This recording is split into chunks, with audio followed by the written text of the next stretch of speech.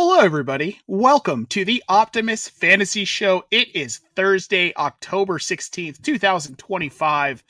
Casey, it's almost Halloween. Can you believe Hey, it? no, Like I we're can't. we're almost 7 weeks into the NFL season. It feels like just yesterday that we were, please God, give me football back. I'm so bored. I don't have Mm-hmm. anything to do. What do I do? And now here we are, almost halfway through the season. We'll get to talking about that in the next couple of weeks. But we are through 6 weeks, going into week 7. An oddly slow week for news, Casey, which was kind of nice. It was a nice break. It's a nice break. It's a nice break. And unless you're talking about Josh Downs and then 2 seconds later find out he's in concussion protocol. But other than that, Other than that, you know. well, I mean, some of the things we've got going on this week, we've got the Old Man Bowl tonight. We've got Cleveland and Yay. Pittsburgh. Cincinnati and Pittsburgh. That's going to be a game I'll watch it because it's Thursday night football. Right. What else am I going to do, right? We watch football on Thursdays, but We do. I'm not going to like it. Right. Well, I'm going maybe to watch it over Grey's Anatomy tonight. I'm, making a choice, and that's the choice. I've never watched a full episode of Grey's Anatomy. I will have you know. And I'm actually quite fairly proud of that. But there was a spin-off show that I did watch that I really liked. But I'm not here to talk about Station 19 or Private Practice. Okay, anyway, let's get Private Practice. Private Practice. Jen watches Station 19. It's all right. It is what it is. It's over now, so yeah. I mean, those kind of shows for me are, yeah, they're fine and they're entertaining, and I'll sit and watch it.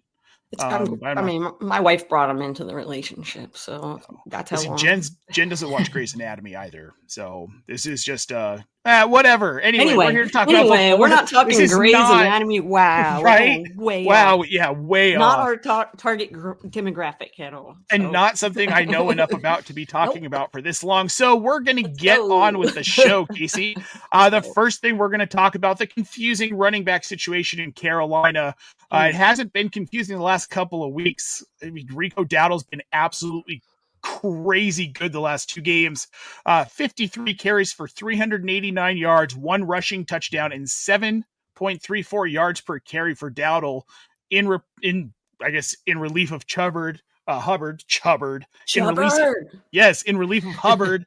And now Chuba he's trending towards starting this week. He was limited in practice, but it looks like he is going to play. What are we doing about this? I think this has to get confusing for everyone, because you don't just bench a guy who has nearly 400 yards over 2 games. His 53 carries match what Hubbard had through his first 4 games. 53 carries, 217 yards, only 4.09 yards per carry, which in a normal world, that's a pretty good yards per carry average. But when you have a guy like Dowdle playing this well, I don't feel like you can bench him. But do you feel confident starting him in fantasy this week, Casey? Man, confident is probably not a word I'd use to describe it. I am starting him but the confidence level isn't 100, because we, like you said, they're both looking good. They both look good.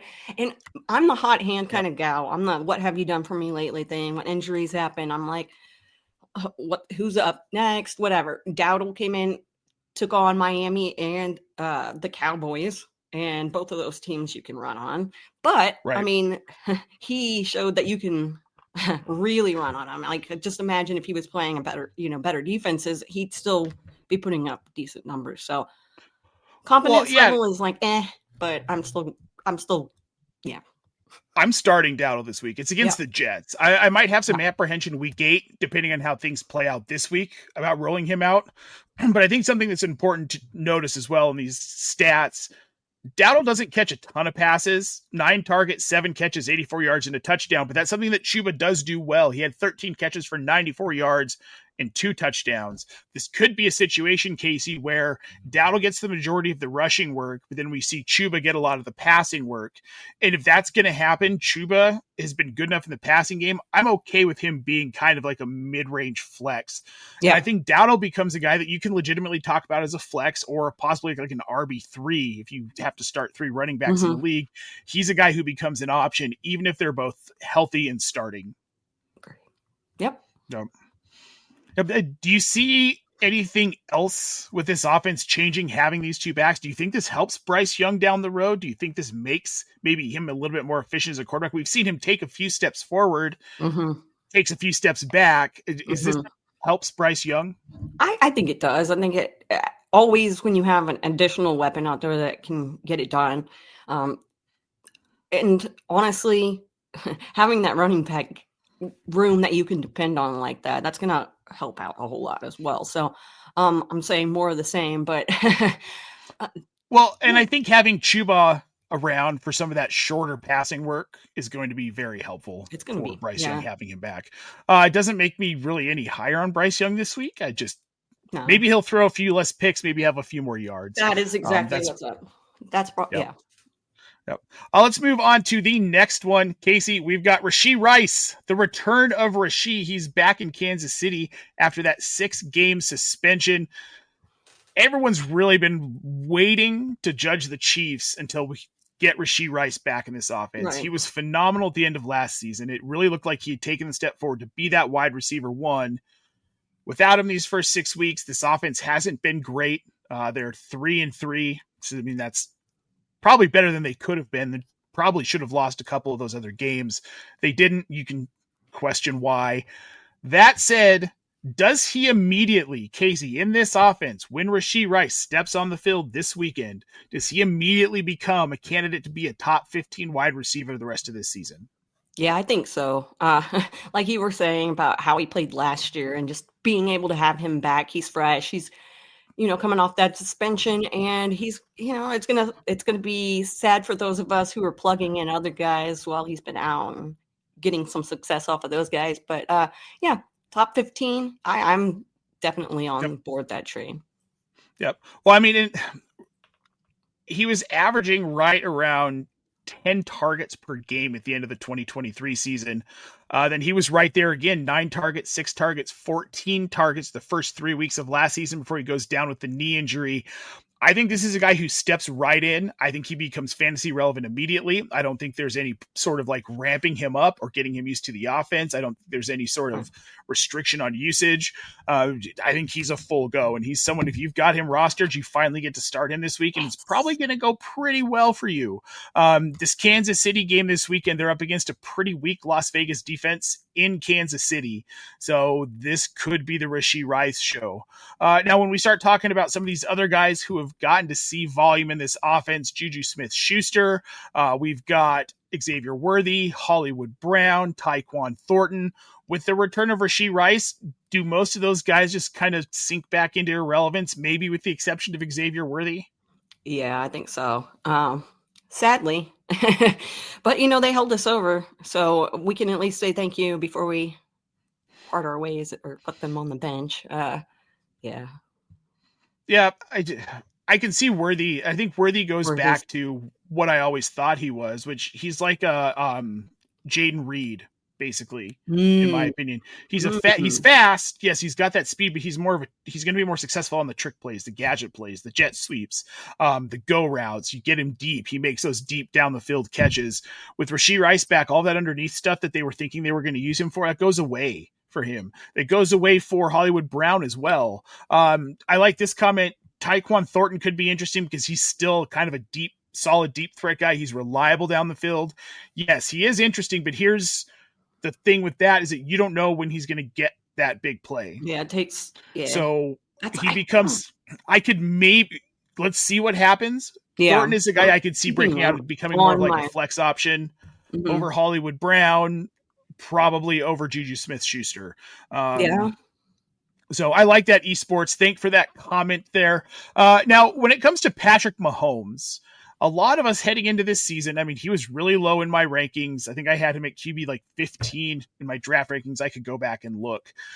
But he's playing really well. He's the overall QB1 right now, Kacey, with this hodgepodge of an offense. Now, some of that has been the rushing upside, which we haven't really seen out of Patrick Mahomes before this season.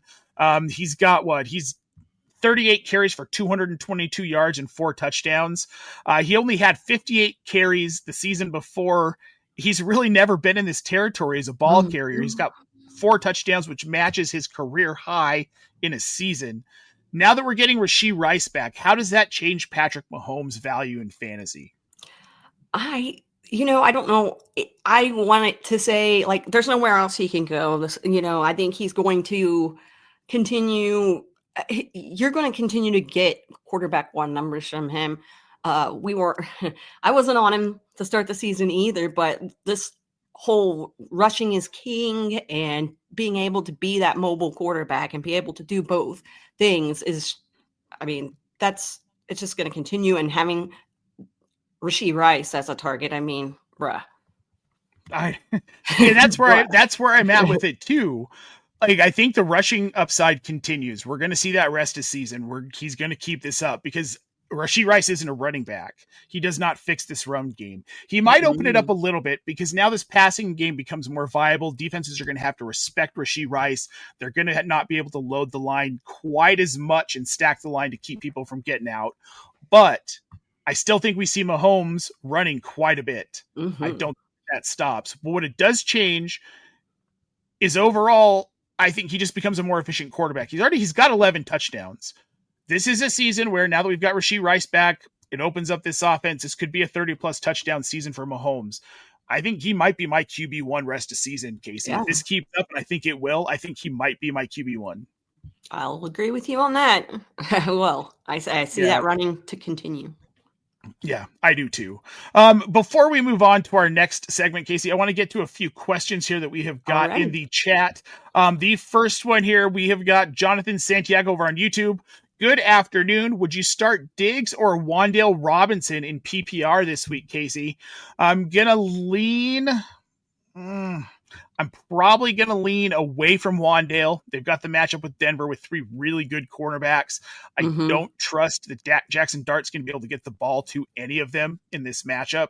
So I'm going to lean Stephon Diggs, which I think is a solid play. New England against Tennessee, that weak Tennessee defense. I'll take that all day. Yes. I think that I'd also go with Stephon Diggs. Just keep an eye on his health. But other than that, I think I'm a big Wan'Dale fan, so I wouldn't fault you for doing that. Diggs' direction, I'd go. Nate basically summed it up. Yeah, Diggs is the play this week. Yep. All right, I want to get to this one here. Leo the Leak on YouTube. Trade Tyler Warren and Nick. I don't know who he's referring to as Nick. For Jeans, which I'm assuming is Ashton Janty, and Emeka Egbuka. I'd like to know who that Nick player is, Leo. So if you could toss that in the chat here. Oh, here we go. Tyler Warren and Nico Collins for Ashton Janty and Emeka Egbuka. Would you make that deal? You know what? I would make that deal. I would absolutely make that deal. I like Warren a lot. I didn't think I was going to like him as much as I do, but I really do. And getting him back getting Janty and Egbuka back, I'm okay trading Warren away and getting rid of Nico Collins. He's not old, but he's older, and getting Egbuka in replacement, I'll take it all day. I love that. Also, his other tight end is Trey McBride, so you can definitely do that. I feel 100%. Yeah. Yep. Oh yeah. All right, now we've got Country Connected. I just made a trade, quite happy about it. Traded Dowdle and Kittle for Hunter Henry. He's got Achane and Hampton on IR. I'm sorry, for Derrick Henry. Ooh boy. I don't hate it. I don't hate it. I make moves like that sometimes too. It just depends on how you fill it out, like what your thought process is there, which Henry right now. But long-term Henry, we know, is the starter. We don't know what's going to happen with Dowdle. This is kind of a wait and see over the next couple of weeks. If you can move him for Henry and tossing in Kittle kind of sucks. Hopefully you've got, and he does, McBride's his other tight end as well. So I think this is a good move. It makes your roster stronger. It helps you move forward. All right, we've got this one from Jamie Pirog. Gainwell tonight versus the worst running back defense, but Warren back, or Cooper Kupp and flex, I'm assuming here. I would probably roll out Gainwell.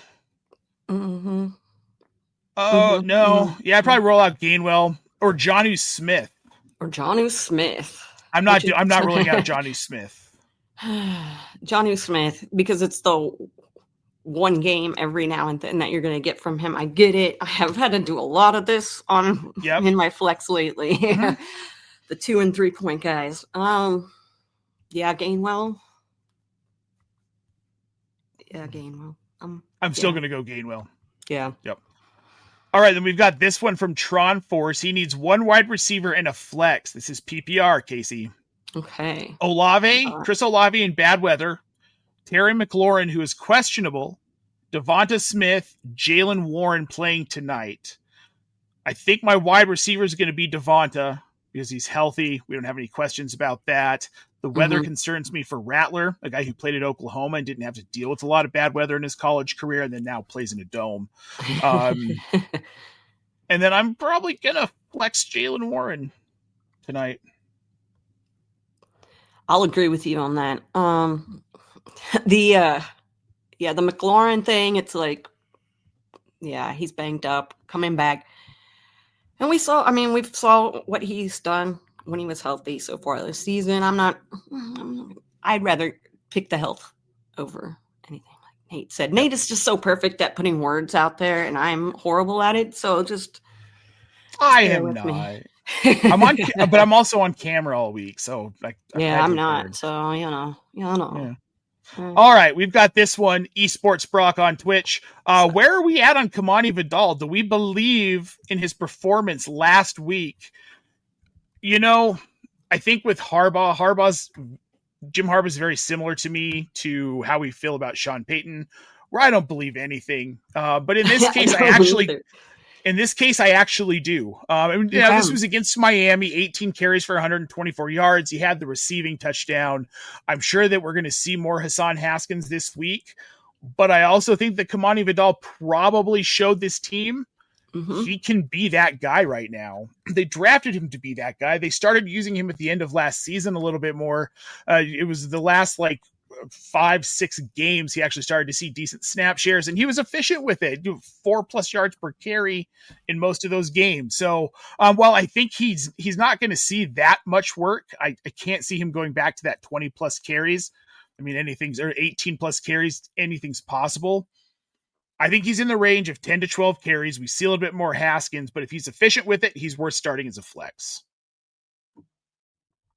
Trying to unmute myself to say yes.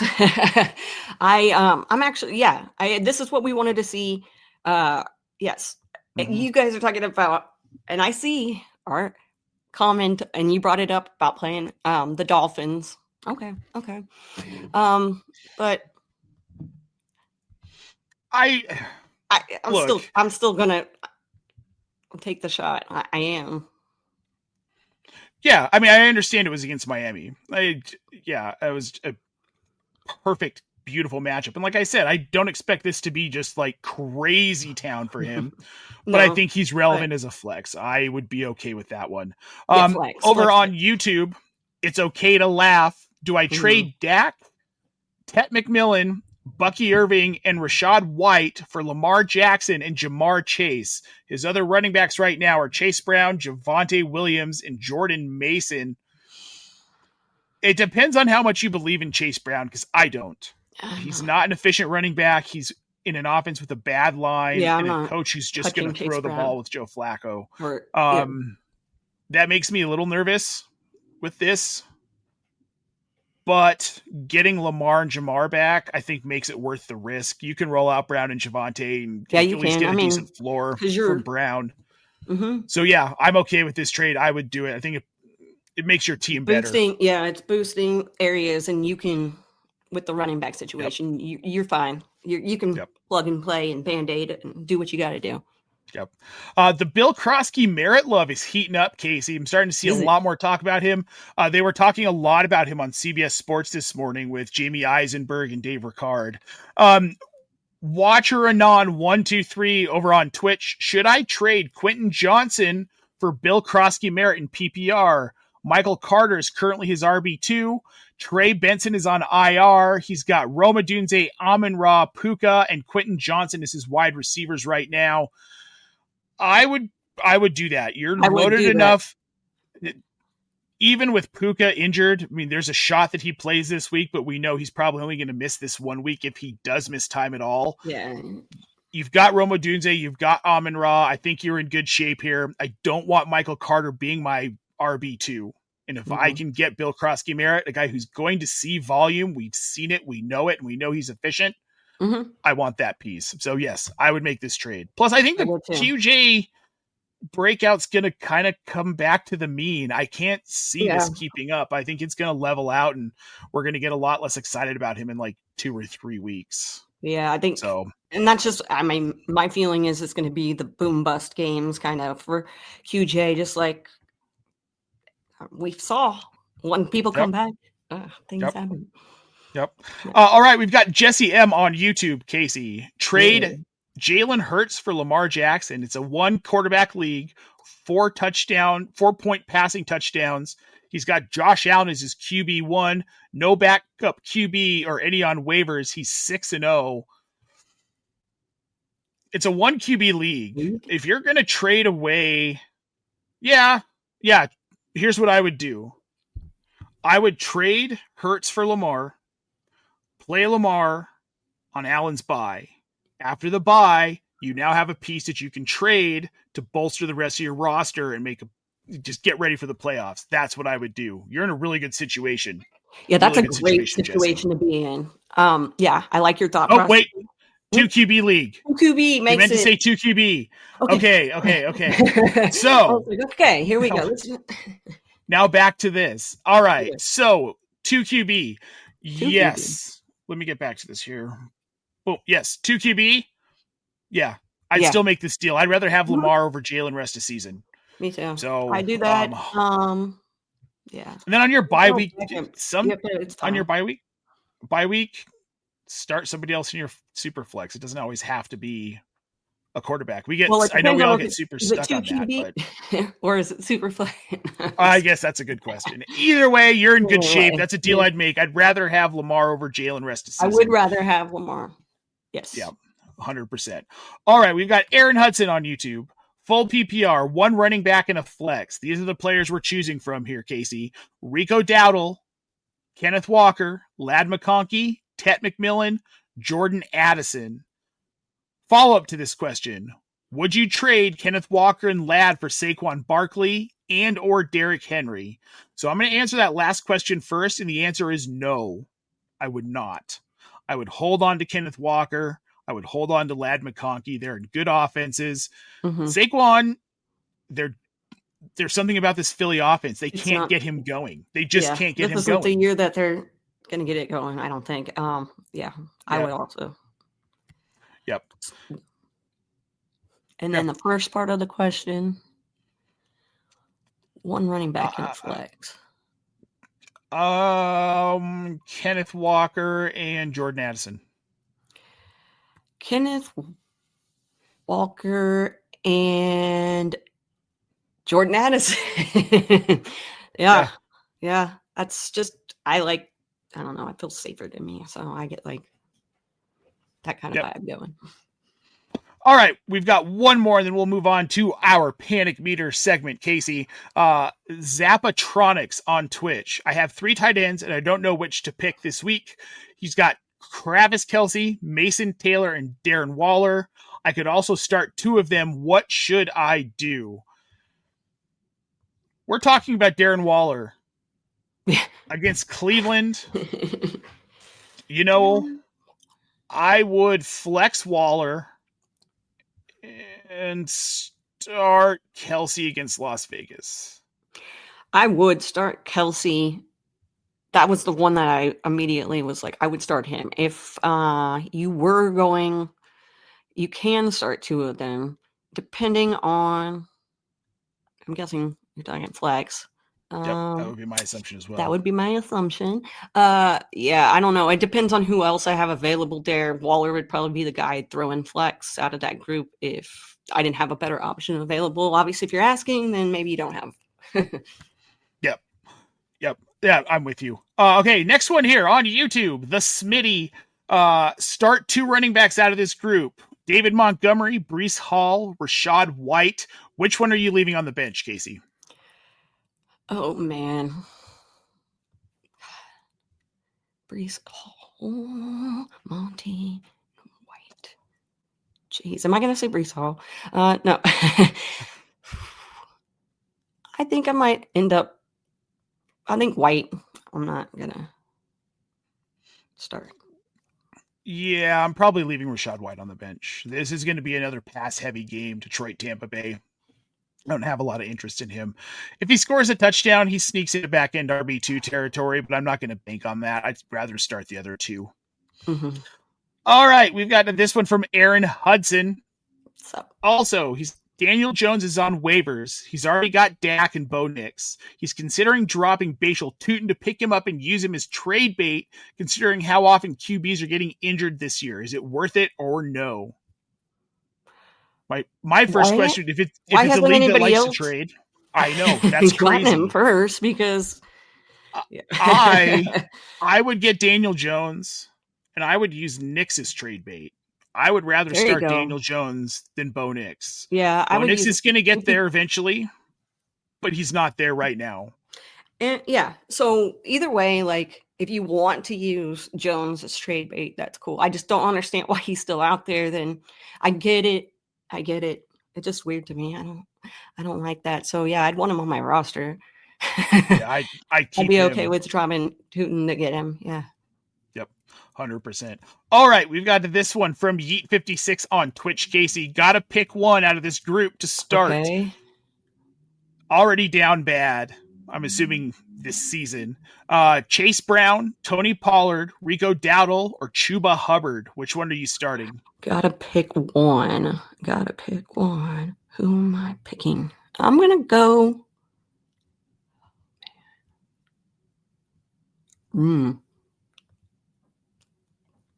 Which one am I going? Okay, hold on. I don't want too much dead time here. I'm going to go. I don't know. You probably already know, but I'm going to go Pollard. I'm going Pollard. Look, this is my thought process whenever I'm going through these whole start-sit stuff. You guys probably are the same way I am, where it's like, ooh, right? So just deal with my thought process here. My brain's working.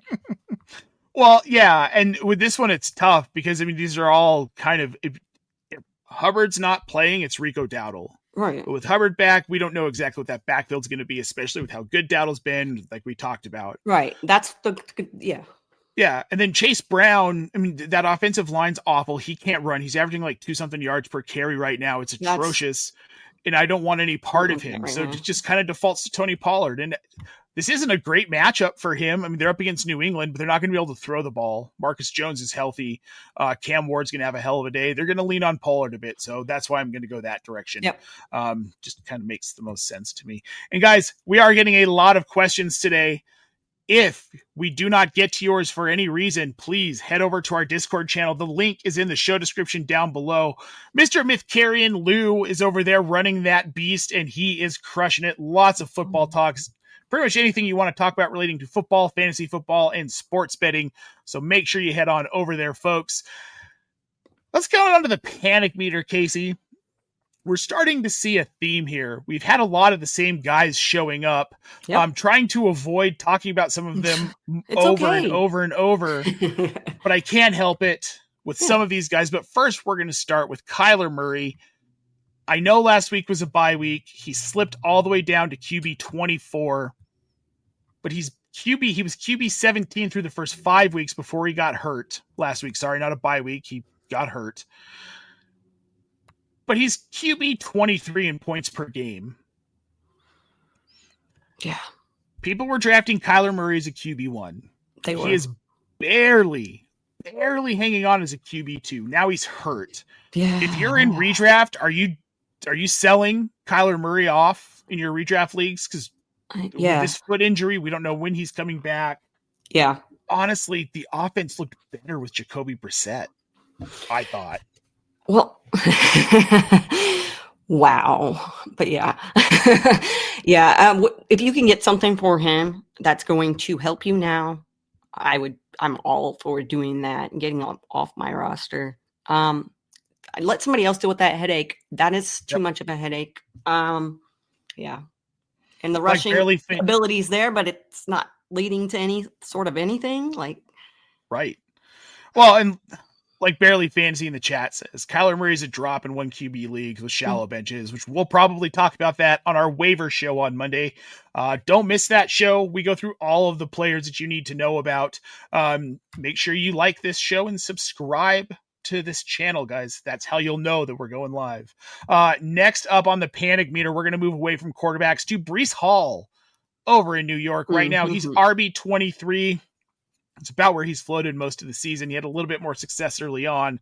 This offense doesn't look very competent. Justin Fields is having a hard time with just about everything. He's being too cautious, which is great for the turnover ratio, but it's not great for the explosivity of an offense. They're getting themselves in positions where they can't run the ball a lot.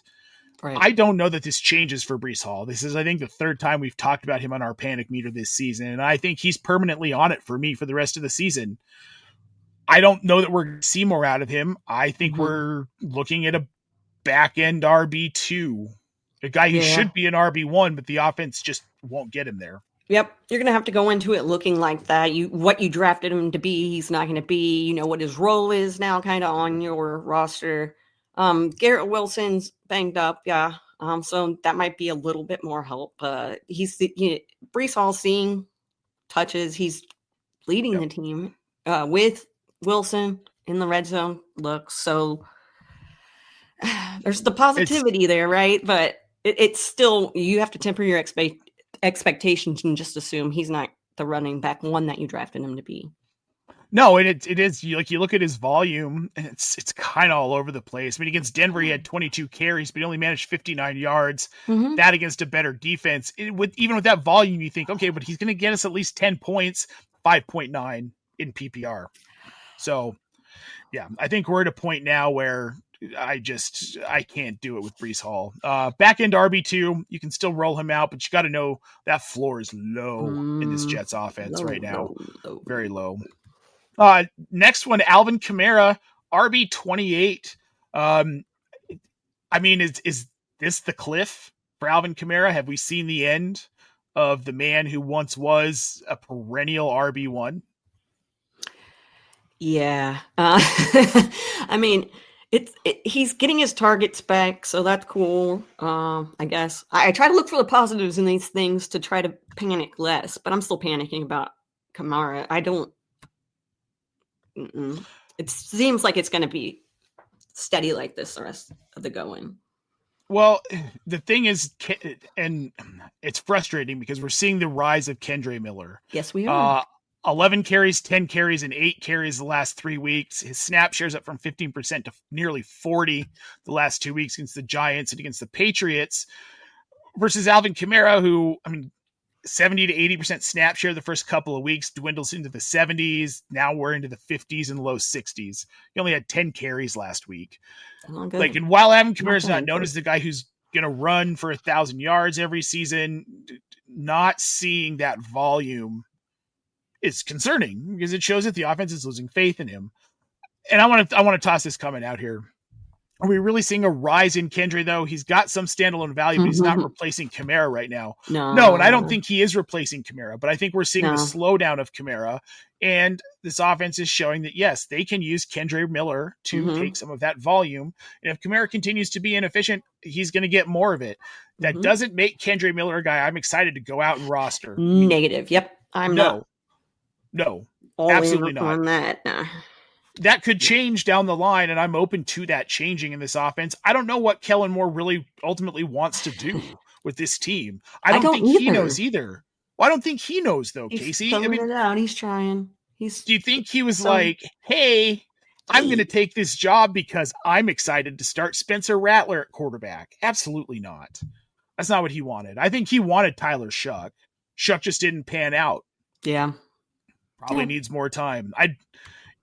Yeah. Oh, man. All right, let's move on to some tight ends. Well, let's move on to some wide receivers first. We're going to start with Marvin Harrison Jr., wide receiver 28.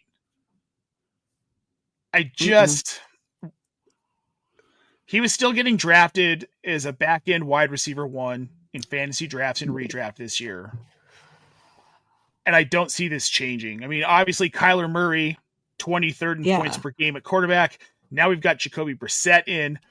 And I'm not going to lie, I thought maybe Jacoby Brissett would find a way to actually get Marvin Harrison the ball. He did not. He had 2 targets, 2 catches for 32 yards. He had 5.2 PPR points. Mm-hmm. And you got concussion protocol stuff going on. Yeah. They have a bye week coming up in week 8 too, so you can't depend on him to be in your lineup then. I don't think we see him climb higher than where he's at right now. Wide receiver 30 in full PPR, wide receiver 28.5 PPR. Yeah, it's about. I think that's about where we see him rest of season until something changes with this Arizona offense. They move on from Kyler Murray. They get a real NFL quarterback in there who can actually throw the ball, and they get an offensive coordinator that stops trying to make Marvin Harrison run these go routes. It's not what he does. He's a middle of the field, like cross routes, soft routes, finding the soft spots in zones, drags, underneath, slants. This is the guy Marvin Harrison Jr. should be. He would be wildly successful at that. They already have that guy in Trey McBride. So I just don't see this changing. The other concerning one, A.J. Brown, wide receiver 43. I thought by now he would have climbed out of this panic meter list, but he hasn't, Kacey. I don't know that this is going to change. This is another one. I think this is where A.J. Brown is this year. You just got to expect it every week. That's just what you're going to get from him. Again, drafted him to be one thing. He's turning out to be something else. Well, and it's not his fault. He's got 45 targets over the first 6 games. After that week 1 target, 8 targets, 10 targets, 9 targets, 8 targets, 9 targets. The problem is the quality of targets he's getting from Jalen Hurts. They're just not good. And like to this here from Barely Fantasy, Nick Sirianni forgot how to run a passing offense, and that is the problem. Teams know they're not going to pass. Jalen Hurts is under pressure. He's making bad throws. And I don't think anyone ever really honestly thought that Jalen Hurts was an elite passing quarterback. No one ever accused him of that. No one did. Yep. All right. I want to get this question real quick here while we're in the middle of panic meter, because start-sit questions can induce panic, Kacey. Hayden on YouTube. This is a half PPR league. Sit one out of this group. Cortland Sutton, Deebo Samuel, Brian Thomas Jr., Breece Hall. Who are you sitting?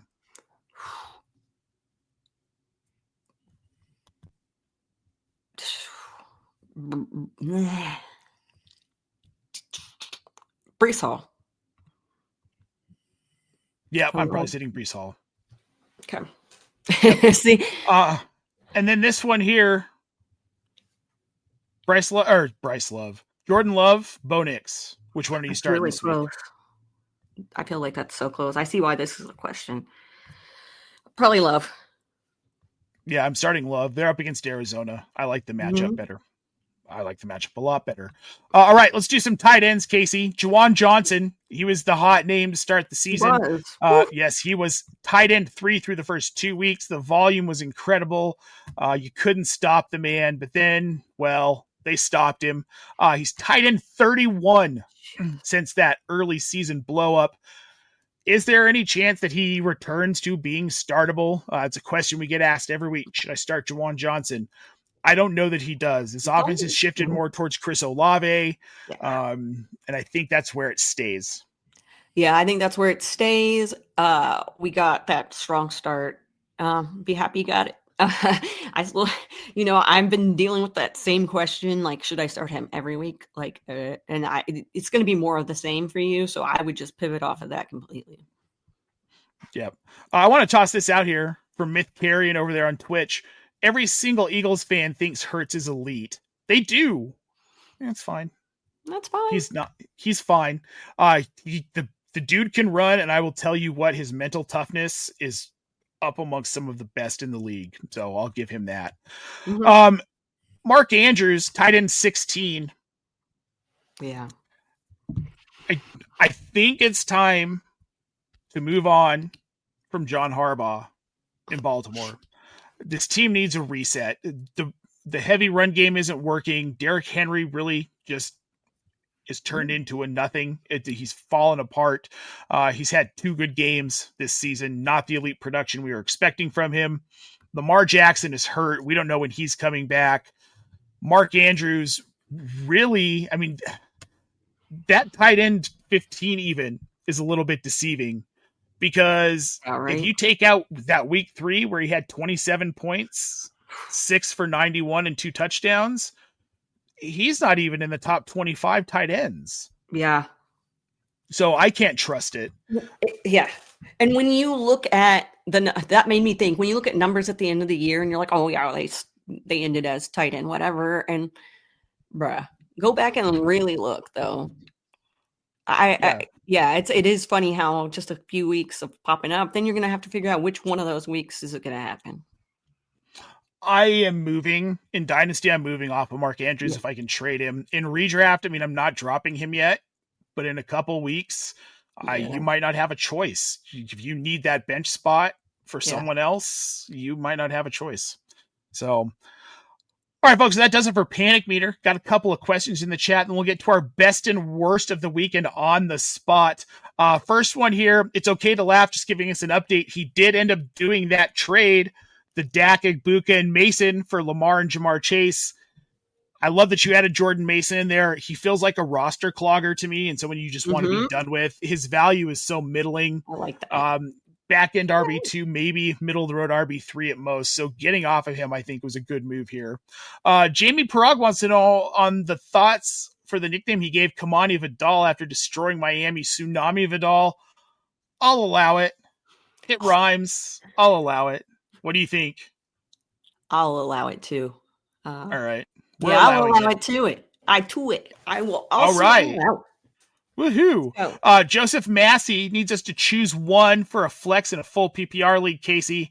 Alvin Kamara, Chase Brown, Hunter or Kittle if he plays. I'm assuming that would be Hunter Henry or George Kittle. And thanks for the great content. Joseph, thanks for watching. We much appreciate it. Full flex. Oh, I'm going to go Kittle if he plays. Oh, if that's Travis Hunter. Travis Hunter. I think it's Travis Hunter. Yeah. Oh, I mean, it's Kittle if he plays.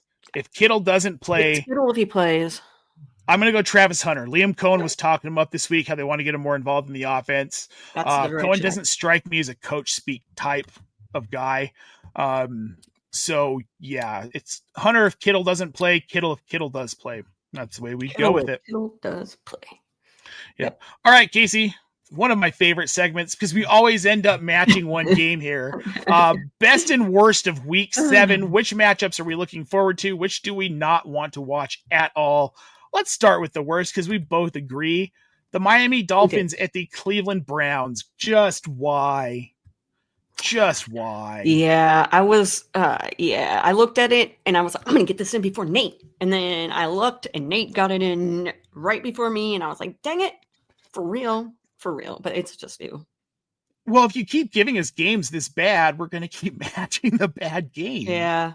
It's cool how our brains work like that. Yeah, right. I just don't. There's nothing attractive about this matchup. I'm really glad that it isn't actually the Thursday night game or the Sunday night game.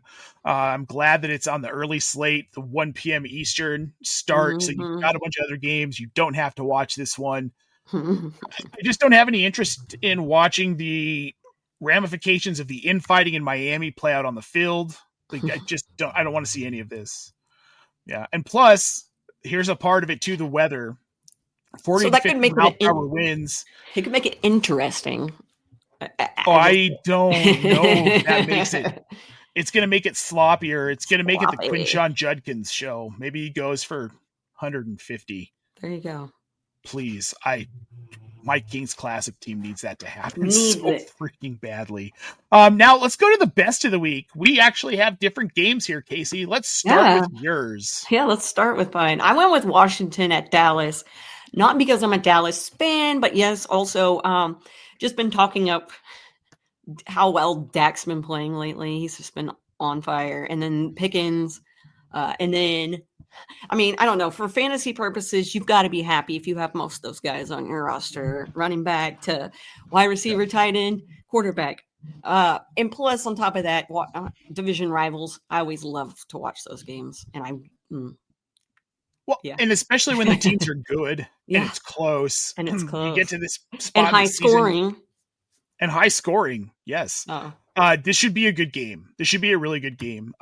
This is my second favorite. My favorite this week, though, Kacey, Tampa Bay at Detroit. More times than not, I'm going to go with my boy Baker.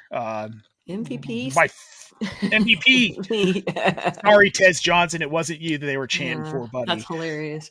I know that was a good one. I love it.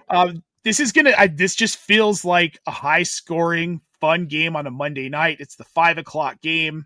It's in Detroit, so we're in a dome.